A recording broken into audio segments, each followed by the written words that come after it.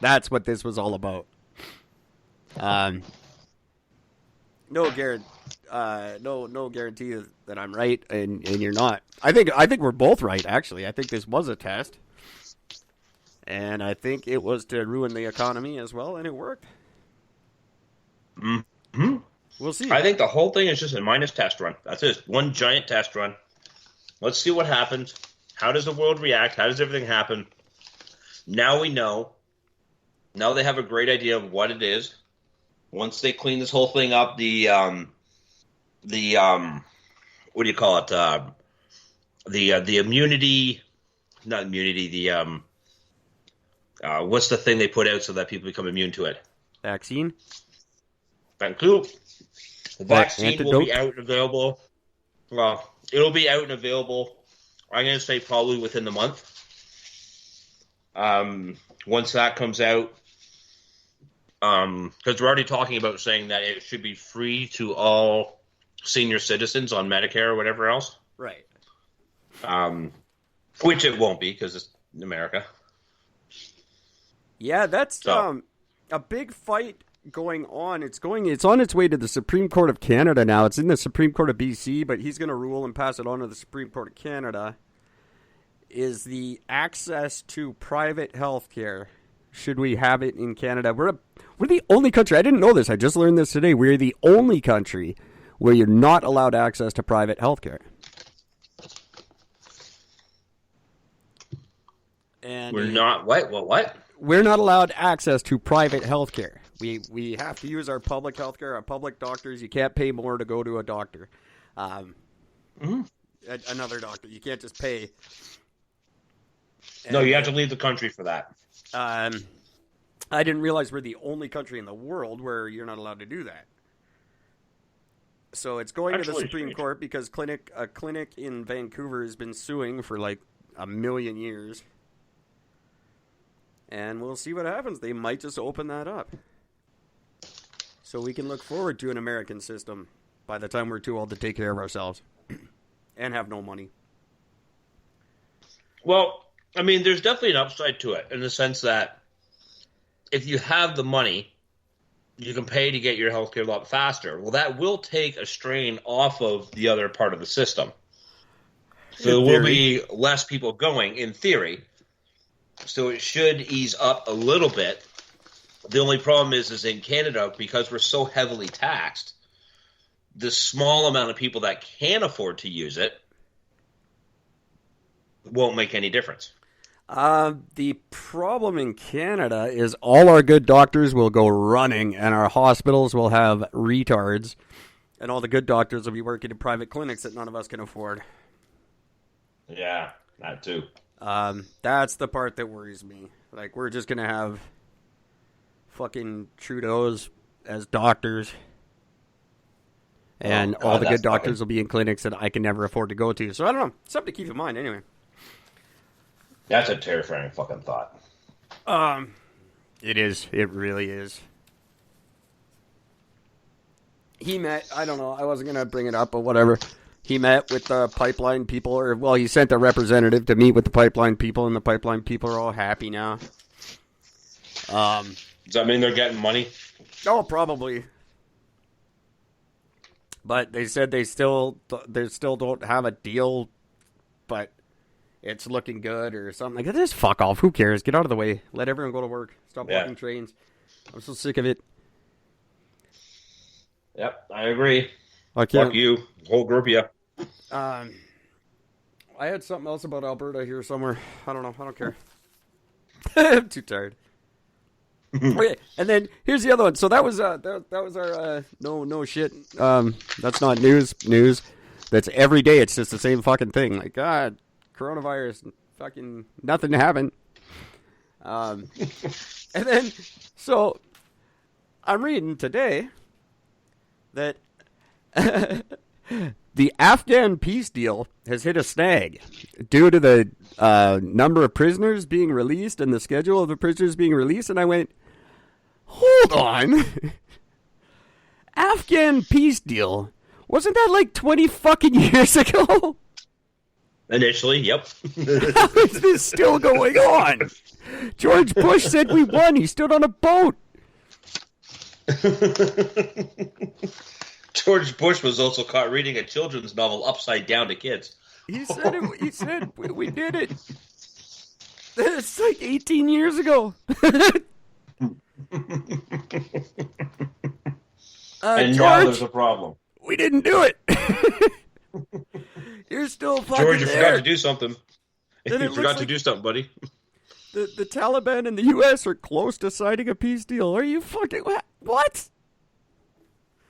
Oh my god!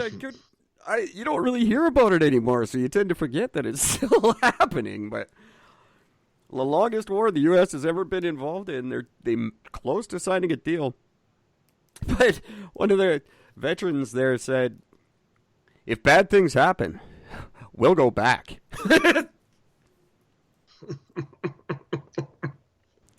They just love it over there. Yeah, they certainly do. Who's I don't know, still maybe fighting? it's the heat. I don't know. They gotta kind of both be tired of it by now. Like, both sides must just be like, oh, fuck, who cares now? There's nothing left to fucking bomb. Get out of here. It's all been hit, rebuilt, and hit again. Come on. Oh, Go to Iraq. Christ, what a mess. I just couldn't believe. Like, I knew it wasn't over, but I thought we were a little farther along than. Some on the cheek. It spread so fast. Infect an entire Trump rally. That is my plan. Would that not constitute as a terrorist act? I certainly hope so. Bearing in mind that I'm not criminally responsible for anything I do, because I'm nuts. This is the great thing about doing this show with you is that if I ever come up with a suggestion for something, I'm not going to get in trouble. I'm not doing it. No, You yeah, can't get in trouble because you're already nuts, so it's all good. Yeah. I'm so nuts, I don't even know what you're talking about.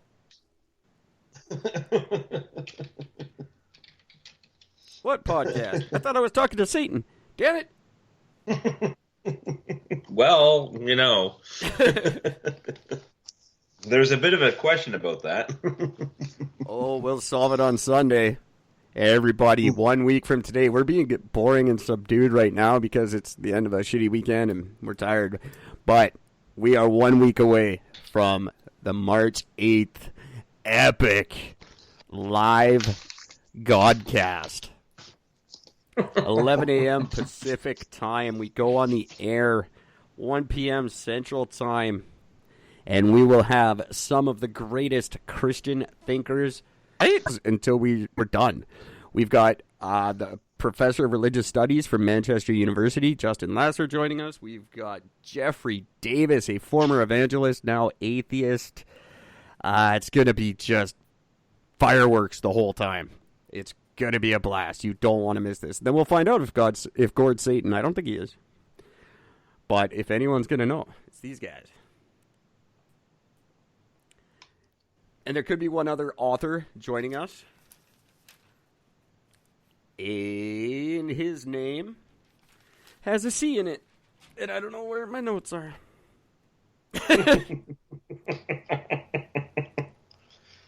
That's amazing. And anyone else who wants to join in, please get in touch with me. Gwyneth Paltrow's Vagina at gmail.com. Or just go to ericandgord.world and check yourself off on the new calendar that's there. It's a hoot. It's a great site, you guys. Go check it out. It's very just nice. Not too typical Eric, all fucking, look at me. It's just a good, really says the direction this show is going. Yeah, so that's that.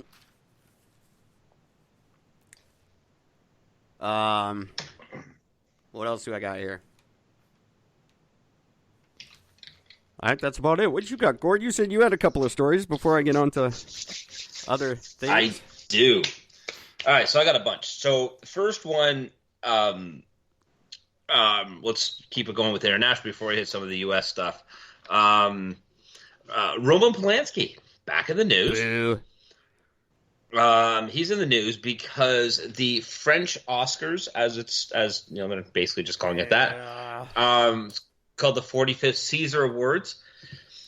He received 12 nominations at the awards. Yep. And a bunch of people are losing their fucking minds because he has been wanted in the U.S. for statutory rape of a 13-year-old girl since the 1970s. Plus, now here's the interesting little thing. So he was up for 12 nominations, but he's also got 12 women who have accused him of rape. Yeah. That's all new. So, I don't know about that. I question these women. Not saying they're not. I think we need to investigate their stories a little more. As far as the statutory rape, that's kind of a weird one too. You and I have talked about this before about Polanski. It's kind of a bit of a stretch because it wasn't really like, I don't know. He was a younger man. She was, it wasn't like non-consensual. It was actually kind of a nice relationship, apparently. Yeah. As far as I know. I don't know. I don't know how I feel about him. I don't know if I give a shit. I guess I do. I don't know. I really don't know. You're talking to a guy who literally fled the country and has been has been avoiding authorities for this very reason instead of, coming forward or just sort of dealing with it. He's got the money to be able to deal with it. And if he had dealt with it back at the time, nobody really would have given. He would have gotten a year. Nobody would have cared at the time. I'm not too sure, and that's why I don't understand why it's become such a witch hunt for him. They've got a big heart on for him for some reason. Just fucking let it go. I don't know. I don't know how I feel about it. I guess I don't know. We gotta see what these 12 women are saying. Is anyone really surprised that France didn't give a shit? France never gives a shit. Yeah, that's just it. That's why we changed all the shit to freedom, remember? When Bush made it freedom fries and fucking freedom toast and shit.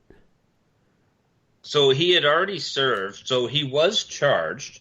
He admitted to the unlawful sex of a minor in 1977. He served 42 days in prison, but later fled the U.S. over concern that a plea bargain deal would be scrapped. That's why he ended up bailing.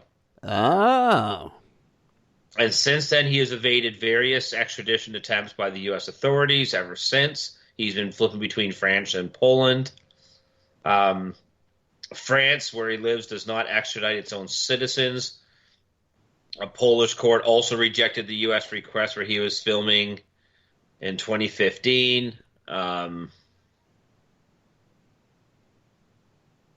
Yeah, the woman who initially charged him back in the day in 2017, she told the U.S. court that she forgave him and wanted to move on, but the court refused her plea. Oh. And since then, he has had a whole bunch of new cases come forward since. One of them, as early as, let's say here, 2 months later. So I guess just after the whole thing, after he got announced, some former French actress, Valentine Monnier, accused Polanski of a very extremely violent assault and rape in 1975 when she was 18. Huh. So she's come forward. There's been a few other ones who have all come forward. Maybe he's a giant piece of shit. Yeah. I mean, the weird thing is this Caesar's thing, this awards ceremony, in 2017, he was picked to head the awards jury. But he ended up stepping down after the move sparked massive outrage worldwide. Yeah. That kind of surprises me too. He doesn't seem like the type who gives a shit about massive outrage worldwide. I don't see I don't get why. I don't. I get don't how think his- it was him as much as it's probably the Oscar group that just sort of said, okay,